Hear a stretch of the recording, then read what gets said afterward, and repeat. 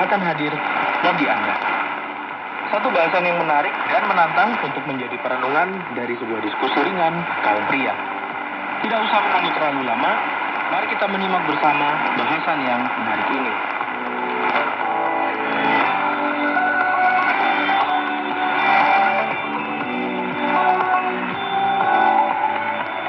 Mohon maaf, Dek.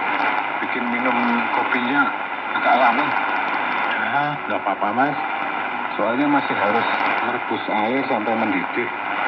Jadi, ini masih sangat panas loh. Maaf ya, masih harus menunggu dulu untuk nikmat gimana.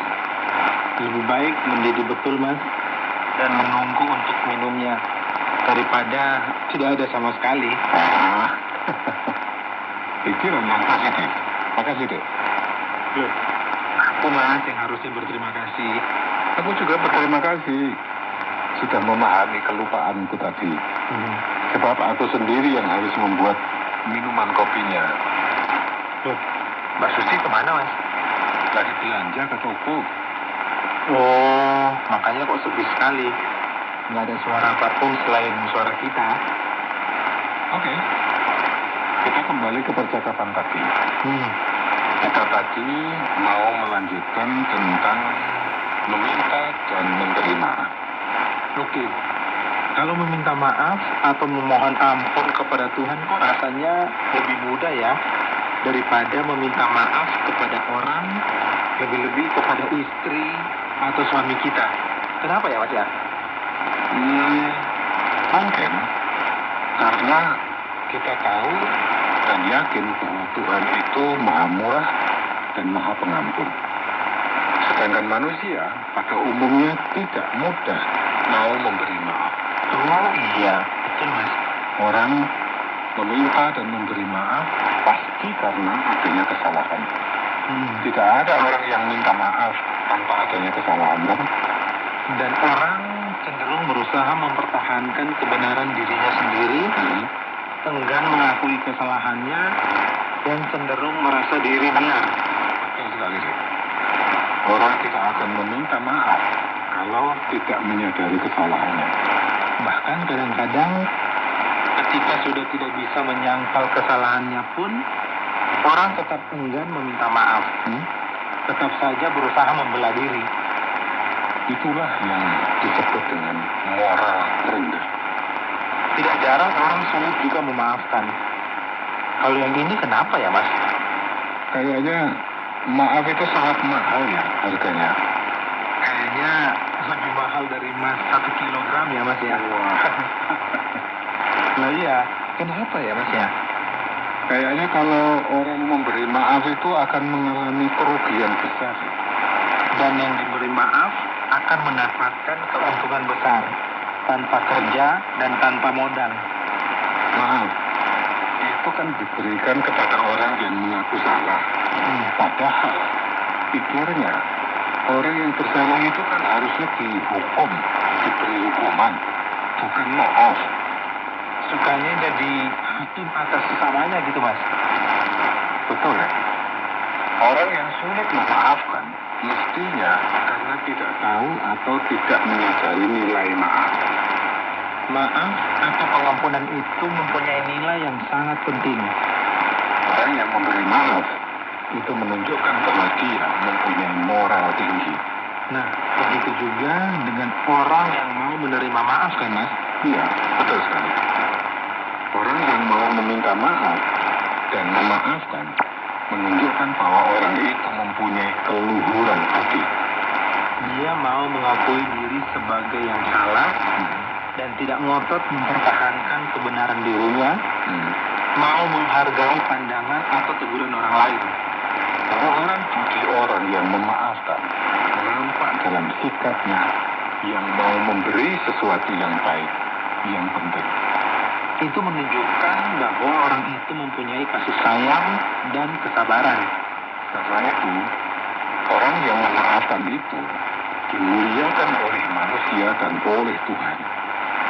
Kemuliaan orang terletak pada kemauannya memaafkan, bukan menghukum. Iya, orang yang suka menghukum justru akan nampak kehinaan dirinya nampak ketajamannya.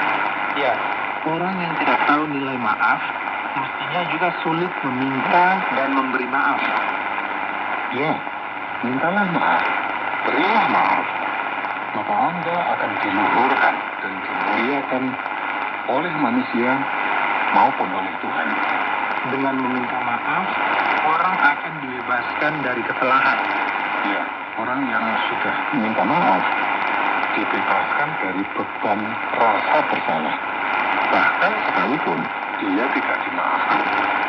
Nah, dengan meminta maaf, orang sudah selesai dengan urusan dan tanggung jawabnya. Karena itu, mintalah maaf untuk mengungkapkan pengakuan dan penyesalan atas kesalahan, bukan untuk diberi maaf. Sehingga seandainya tidak diberi maaf, Anda sudah bisa lega.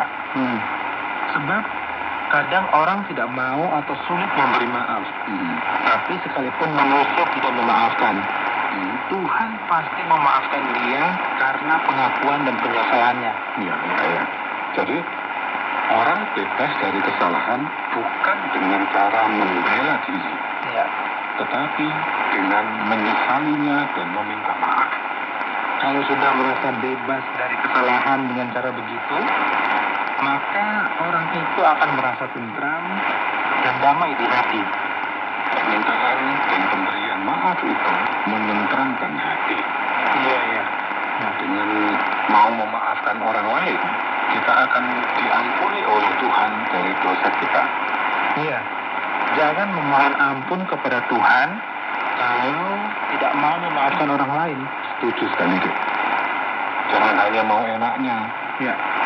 Maksudnya mau mendapat ampun Tuhan, tapi tak mau mengampuni orang. Iya.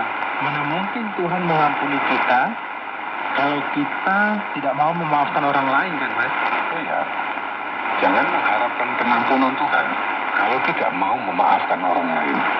Padahal pengampunan Tuhan itu amat sangat penting. Pengampunan Tuhan membawa keselamatan dan kesejahteraan hidup kita. Memaafkan dan meminta maaf itu membuahkan kerukunan dan kesatuan. Saya sangat setuju, Dek. Dengan memahami semua itu, Mas, mestinya orang ingin selalu bisa memaafkan dan meminta maaf. Ya, hanya saja orang mestinya juga butuh cara atau motivasi untuk itu, Mas. Oke. Untuk bisa memaafkan dan meminta maaf, orang harus menyadari dirinya dan setiap orang pasti punya kelemahan dan kekurangan. Tidak ada orang yang sempurna. Oke, dengan kesadaran itu, setiap orang juga harus menyadari bahwa dirinya pasti bisa jatuh ke dalam kesalahan. Diketahui maupun tidak, sengaja ataupun tidak, atau mungkin disadari ataupun tidak.